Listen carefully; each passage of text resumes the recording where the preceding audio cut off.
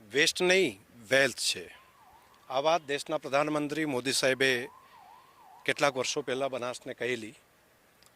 બનાસે સૌ પ્રથમ દામામાં એક સીએનજી માટેનો પ્લાન્ટ નાખ્યો, ગોબર ગેસ પ્લાન્ટ, અને એ પછી હવે 3 નવા પ્લાન્ટ એ અત્યારે કાર્યરત થઈ રહ્યા છે. આજે વડગામના ભૂખલા ગામે રોજનું 1 લાખ કિલો 100 મેટ્રિક ટન જેટલું ગોબર ખેડૂતો પાસેથી ખરીદીને પ્રતિદિનના 1 લાખની આવક ખેડૂતોને ગોબરની મળે 1 લાખ કિલોમાંથી. તેવો એક આ પ્લાન્ટ કર્યો છે. વેલ્યુ એડિશન કરીને તેમાંથી ખાદ, પ્રોમ, લિક્વિડ ખાતર, ધરતીને ફળદ્રુપ કરવા માટે, ઝેરમુક્ત કરવા માટેનું ખૂબ મોટું અભિયાન છે. સાથે સાથે સીએનજીને પ્યુરિફિકેશન કરીને બાયો સીએનજી કરી અને અહીંથી જ ગાય ભેંસના છાણના ગેસમાંથી ગાડીઓ ચાલતી થાય તેની જે ક્રાંતિ બનાસે કરી છે, તેનો એક આ નવો પ્લાન્ટ આજે મહામહિમ ગવર્નર સાહેબના હાથે લોકાર્પણ છે. માન્ય કૃષિ મંત્રી જીતુભાઈ વાઘાણીજી પણ આવી રહ્યા છે. હું ગુજરાતના સૌ લોકોને અભિનંદન આપીશ કે ગુજરાતે એક આ નવી ક્રાંતિ કરી છે. બનાસના ખેડૂતોએ એક આ નવી ક્રાંતિ કરી છે. દૂધની આવક મળતી હતી, હવે દૂધ સિવાય ગોબર અને ગૌમૂત્ર બંનેમાંથી પણ આવક મેળવતા ખેડૂતો થાય તો એની ઇકોનોમી ઘણી વધી શકે, અને તેના માટેનું આ મોટું કામ ગૌમૂત્ર અને ગોબર એમાંથી પણ આવક મેળવવા માટેનું ખૂબ મોટું કામ થઈ રહ્યું છે. અહીંયા મંત્રી તરીકે ભરોસો આપું છું કે મને માનનીય મુખ્યમંત્રી આદરણીય મોદી સાહેબ, અમિતભાઈને પાર્ટીએ મને મંત્રી બનાવ્યો છે, ત્યારે શંકરભાઈ તમે શરૂ કરેલી આ યાત્રા એ મારા મંત્રીપદ નીચે ભૂપેન્દ્રભાઈના નેતૃત્વમાં હું સમગ્ર ગુજરાતમાં લઈ જવા માટે આજના આપણા મહામહિમના જન્મદિવસે હું સંકલ્પ કરું છું. અને મને ભરોસો છે કે માનનીય મુખ્યમંત્રી શ્રી પણ ખૂબ ઉદારતાથી એક મિશન સાથે માનનીય મોદી સાહેબ જે રીતે એક મિશન મોડમાં મારા ખેડૂતોની આવક કેવી રીતે બમણી થાય એના માટે શું શું કરી શકાય એમના માટે દિવસ રાત એક કરીને પરિણામ લાવી રહ્યા છે. ત્યારે આ આપણી બનાસ ડેરી એ જ્યારે ઇતિહાસ લખાશે ને ત્યારે એ બનાસ ડેરીના બોર્ડ ઓફ ડિરેક્ટર્સ હોય, ચેરમેન હોય, એના પશુપાલકો હોય, ખેડૂતો હોય, કર્મચારીઓ હોય, લખી લેજો. ઇતિહાસ લખે ત્યારે પન્નામાં નામ તમારા હશે કે આ પ્રકારનો બદલાવ જ્યારે વિશ્વમાં હું કહું એક એવો મોટો બદલાવ અહીંયા જે અમે જોયું છે આ દ્રશ્ય, અને મહામહિમજીએ જેમાં ઇનપુટ આપ્યા છે અકલ્પનીય. ગલબા કાકાની કેવી દિવ્ય ચેતના હશે. આજે પણ આપણે આવા સદવિચારો થકી ખૂબ મોટું પરિવર્તન કરવાનો મોકો અહીંથી મળ્યો છે. 100 મેટ્રિક ટન એટલે 1 લાખ કિલો રોજનું. મજા આવે તો તાળી પડો. 1 લાખ રોજ 1 લાખ. કલ્પના કરી હોય આપણા વડીલોએ કે આવું આપણા બનાસકાંઠામાં, ઉત્તર ગુજરાતમાં દેશમાં થઈ શકે? વિચાર પણ ના આવ્યો હોય. બેઠેલા લોકોને ક્યારે વિચાર ના આવ્યો હોય આ પરિવર્તન થઈ શકે? એક ઈચ્છા શક્તિ વાળું નેતૃત્વ હોય, એક કર્મઠ સેવા ભાવથી. મેં તો ઘણી વખત સાંભળ્યું છે કે બધી આખી ડેરીની આખી સાધારણ સભા હોય છે ને એ ખુલ્લી હોય, ભાઈ કોને કાંઈ કરવું છે, શું કહેવું છે, કેમ લડવું છે. આવું ક્યાંય ભારતમાં નહીં હોય, આ બનાસ ડેરીમાં છે. શંકરભાઈ, હું અભિનંદન આપું છું તમને. એક નવી ક્રાંતિ આ ધરતી ઉપર થવા જઈ રહી છે. આ એક ધરતી છે કે જેણે બનાસકાંઠાની અંદર ગલબાભાઈના નામથી એક ગલબાભાઈ નામના ઋષિ મુનિએ, જેને ઋષિ હું તો કહું છું એમને, એવા પુરુષે શ્વેત ક્રાંતિની શરૂઆત આ ધરતીથી કરી હતી. અને આજે આખા દેશની અંદર નહીં, પૂરા એશિયાની અંદર એક નવી ક્રાંતિ બનાસ ડેરીના માધ્યમથી થઈ રહી છે. અને એનું કામ આ બાયો સીએનજી પંપ, એનું લોકાર્પણ, ખેડૂતોને 1 રૂપિયા કિલો ગોબર ખરીદવાનું, એની એક વધારાની આવક, અને લઈ જવાથી કરીને લાવવા સુધી એનો કોઈ ખર્ચો ખેડૂત ઉપર નથી રાખ્યો. એનો ટ્રાન્સપોર્ટેશનનો ખર્ચો છે એ પણ ડેરી ભોગવે છે. અને રોકડા જેટલો વજન ત્યાં થયો એના 1 રૂપિયા સીધા મળી જાય. એટલે એને ગામની મંડળી સુધી પણ ભરાવા જવાની જરૂર નથી, અહીંયા પણ આવવાની જરૂર નથી. ત્યાં ડેરી જાય, ગોબર ખરીદે, અહીંયા લાવે, એમાંથી વેલ્યુ એડિશન કરે. અને એનું કામ શું છે?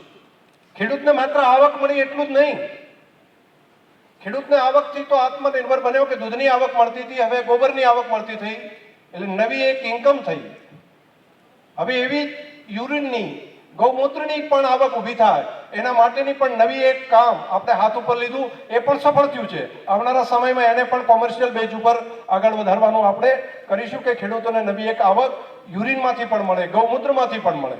પરંતુ ખાતરના પૈસા મળ્યા પછી જે કામ અહીંયા થઈ રહ્યું છે એ ધરતીને સજીવન કરવાનું કામ થઈ રહ્યું છે. જે આપણે ડીએપી, યુરિયા, જંતુનાશક દવાઓ નાખીને ધરતીને જે બગાડી નાખી છે, એ ધરતીને ફરી જીવતી કરવાનું કામ અહીંયા થઈ રહ્યું છે. आज सौभाग्य से मैं आपके बीच में हूं और दुनियादारी की परंपरा में जो व्यक्ति किसी दिन धरती पे आता है तो आजकल मैंने तो अब से पहले नहीं पता था मेरा जन्मदिन किस दिन आता था, लेकिन लोगों ने ये परंपरा शुरू कर दी तो मैंने विचार किया ये परंपरा शुरू है तो मैं खेडूत हूं तो खेडूत के बीच में ही ये दिन मनाया जाना चाहिए. तो आप सब भाई और बहनों का जो प्यार, प्रेम, आशीर्वाद आज प्राप्त हो रहा है उसके लिए आप सबका मैं बहुत बहुत आभार प्रकट करता हूं. आज मुझे अपार प्रसन्नता है कि बायो सीएनजी प्लांट जो सुजुकी और बनास डेयरी के दोनों के सहयोग से, सौजन्य से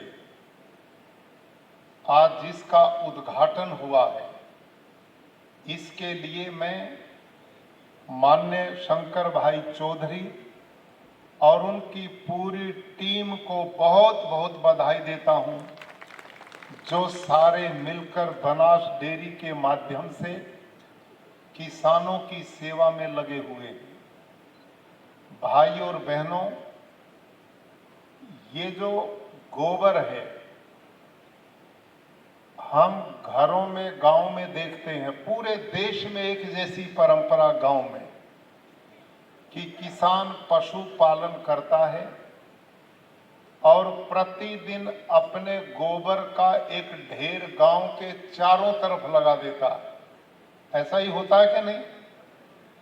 हम जहां रहते हैं, जिस गांव में बसते हैं, उस गांव में बाहर जब भी चारों तरफ निकलते हैं तो चारों तरफ गोबर के ढेर लगे हुए हैं पूरे देश में.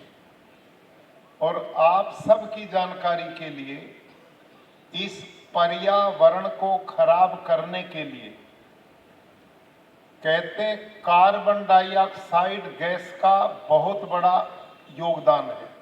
कार्बन डाइऑक्साइड खराब गैस मानी जाती है, लेकिन जो गोबर से मीथेन निकलती है वो कार्बन डाइऑक्साइड से 22 गुना खतरनाक है पर्यावरण के लिए.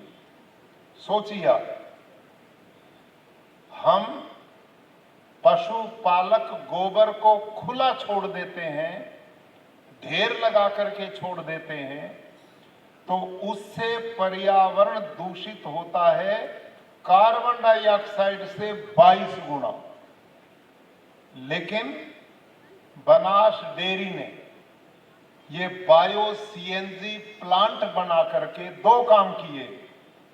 अब आपके गांव के चारों तरफ जो ढेर लगे रहते हैं गोबर के, वो बंद हो जाएंगे तो गांव में स्वच्छता आएगी.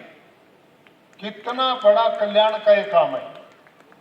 और ये पर्यावरण, जिस हवा को लेकर के हम जीते हैं, भाइयों और बहनों, आदमी को भोजन 1 महीना ना मिले तो जिंदा रह सकता है, जीवित रह सकता है.